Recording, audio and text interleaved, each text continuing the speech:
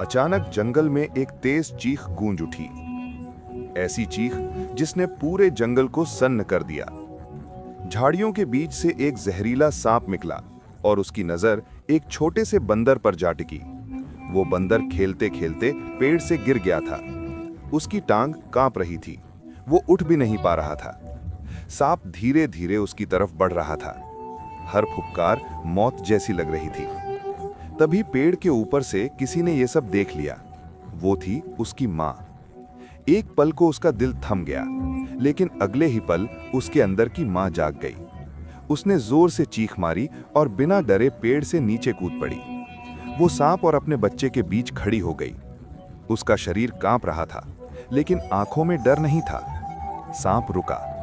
उसने फुफकार मारी, लेकिन माँ ने पीछे हटने के बजाय और जोर से दहाड़ मारी। कुछ पल बाद सांप पीछे मुड़ा और जंगल में गायब हो गया।